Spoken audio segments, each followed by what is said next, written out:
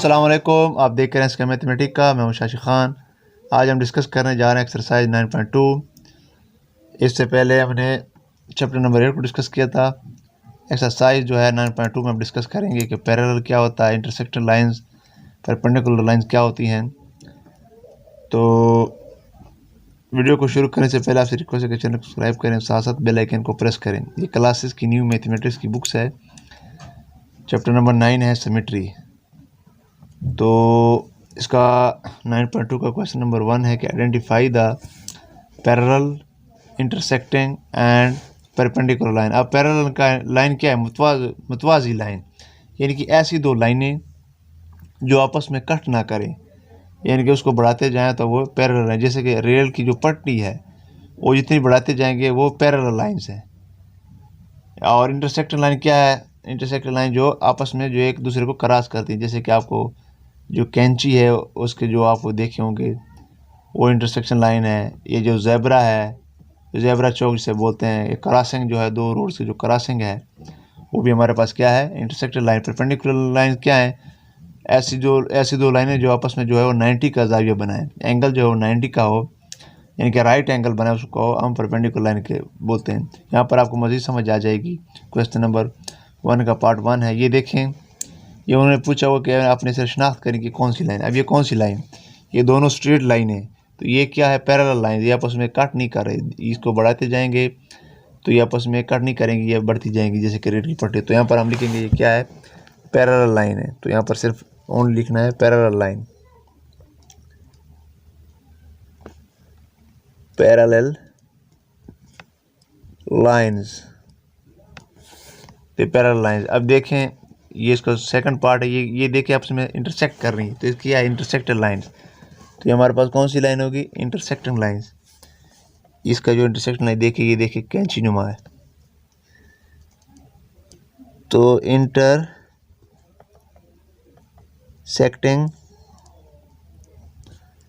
Line. Next इसका third part है। ये भी अब दूसरी इंटरसेक्टर लाइंस ही है, क्योंकि ये देखिए आपस में कट कर रही हैं। तो यहाँ पर भी लिखेंगे इंटरसेक्टिंग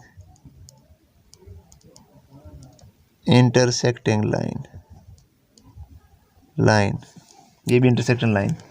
अब इसका फोर्थ पार्ट है, अगेन पैरेलल है। तो इसको हम यहाँ पर लिख सकते हैं पैरेलल लाइन। पैरेलल लाइन को ऐसे भी नोट करते हैं, दो ये डॉट्स, या इसको लिख सकते हैं पैरेलल, मुतवाज़ी। अब ये देखिए, ये परपेंडिकुलर, ये देखिए 90 का एंगल बना रही है। यहाँ पर जो एंगल बन रहा है हमारे पास, कौन सा एंगल बन रहा है? 90 का एंगल बन रहा है। तो ये कौन सी लाइन है? Perpendicular line. और ये इंटरसेक्ट भी है। Every perpendicular line is a intersecting line, लेकिन अगर इंटरसेक्ट लाइन परपेंडिकुलर लाइन नहीं होता। तो ये इंटरसेक्टिंग भी है और परपेंडिकुलर भी है। तो यहाँ पर लिख सकते हैं ये परपेंडिकुलर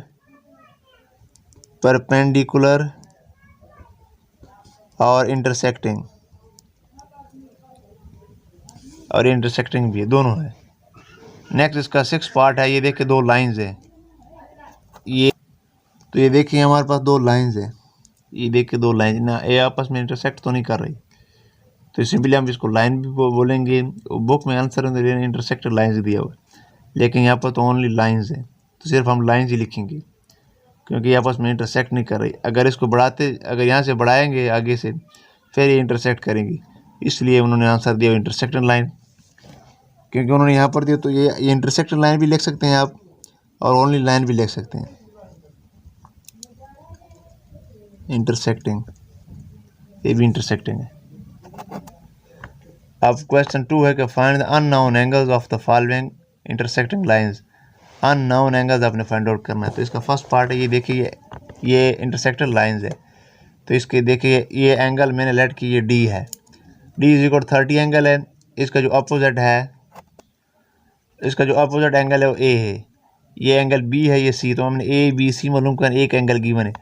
तो यहाँ पर एक प्रॉपर्टी है, अपोजिट एंगल प्रॉपर्टी जो है, उसके मुताबिक जो है जो अपोजिट एंगल्स है वो उसमें क्या इक्वल होती हैं। अगर ए है, अगर ये 30 है तो ए भी 30 है, अगर ये 20 है तो ये भी 20 है। तो सिंपली हम क्या बोलेंगे, इसका आंसर क्या होगा? एज वर्टिकली अपोजिट एंगल जो है आर इक्वल। सो जो मियर एंगल डी है, जिसको हमने डी का नाम दिया है, ये वाला, तो measure angle D is equal to measure angle A के इक्वल है, तो हमारे पास ए का निकल आया 30। तो इसका क्या मतलब हुआ, तो ये सप्लीमेंट्री एंगल है क्योंकि 180 बनाते हैं, क्योंकि 130 है। तो ये देखें ए और बी जो है हमारे पास क्या है, सप्लीमेंट्री एंगल्स हैं। तो since A and B are supplementary, supplementary angle क्या होता है, जिसका मजमूआ 180 की इक्वल हो, यानी कि जिसका दोनों को ऐड करें तो 180 बने। तो हमारे पास क्या है, सप्लीमेंट्री। तो measure angle A plus measure angle B is equal to 180। तो मियर एंगल ए 30 की इक्वल है plus measure angle B is equal to 180। तो 30 इधर प्लस और उधर अगर माइनस हो जाएगा तो एंगल बी क्या होगा, 150। तो हमारे पास एंगल बी 150 है, तो एंगल सी भी क्या है, क्योंकि ये दोनों अपोजिट हैं, अपोजिट वर्टिकली अपोजिट एंगल क्या होते हैं, इक्वल होते हैं। तो एंगल बी सी भी हमारे पास क्या होगा, 150। Now by applying the property of vertical angle, तो measure angle B is equal to measure angle C, वो भी 150, यानी कि मियर एंगल सी भी 150 की इक्वल है। सेकंड इसका पार्ट है, ये भी अगेन सेम ही है। देखिए हमारे पास एंगल है ये पी, ये आर, ये क्यू, ये 120। तो ये एंगल हमारे पास गिवन है, तो ये पी क्यू आर हमने मालूम करना है। तो आपको पता है कि जो ये मियर एंगल है ये अपोजिट एंगल है, तो मियर एंगल आर भी 120 है। तो measure angle R is equal to 120, opposite vertical angles are equal होते हैं। तो ये मैंने साथ लिख दिया एंड्स के ज़र। तो क्योंकि एंगल पी ए और आर जो है वो सप्लीमेंट्री है, तो angle measure angle P plus 120 is equal to 180। Adjacent angle on a lines जो है वो हमारे पास क्या होते हैं, सप्लीमेंट्री होते हैं, यानी कि एडजस्टेंट एंगल जो आपस में क्रॉस करते हैं। तो measure angle P is equal to 180 minus 120। तो मियर एंगल पी क्या है, 60 है। तो क्योंकि पी और क्यू अपोजिट हैं, तो इसका मतलब क्या है, now by applying the property of vertical angle, तो measure angle P is equal to measure angle Q is equal to 60। तो ये 60 की इक्वल है। क्वेश्चन नंबर 3 है कि observe the diagram and right all. ये डायग्राम आगे गिवन है, उसमें आपने पेयर ऑफ कोरस्पोंडिंग एंगल्स लिखना है और पेयर ऑफ अल्टरनेट एंगल्स और एक्सट्रीट एंगल्स आपने फाइंड आउट करने हैं तीनों की। ये हमारे पास एक फिगर है ट्रांसवर्सल, ये ट्रांसवर्सल है। तो यहाँ पर देखिए, यहाँ पर ये एंगल गिवन है, तो आपने मालूम करना है कि हमें कोरस्पोंडिंग एंगल क्या होता है। ये T1 है, ये T2 है। तो हमारे पास जो है कोरस्पोंडिंग एंगल क्या होता है और इंटीरियर एंगल क्या होता है, अल्टरनेट एंगल क्या होती है, जो हमने फाइंड आउट करने। तो सबसे पहले हमने कोरस्पोंडिंग एंगल देखना है 41, कोरस्पोंडिंग एंगल 41। तो कोरस्पोंडिंग एंगल क्या होता है, ये देखिए एंगल ए एंड एंगल जी। तो ये एंगल ए है, ये एंगल और ये एंगल जी आपस में कोरस्पोंडिंग है, क्योंकि ये भी वहीं पर आ रहा है, तो ये भी सेम ही एंगल बना रहा है। तो हम क्या बोलेंगे, ये कोरस्पोंडिंग है। इसी तरह जो एंगल बी है और एंगल एच, ये हमारे पास क्या है, कोरस्पोंडिंग है। इस तरह एंगल सी और एंगल ई, इस तरह एंगल डी और एंगल एफ, ये हमारे पास क्या है, कोरस्पोंडिंग एंगल है फॉर T1।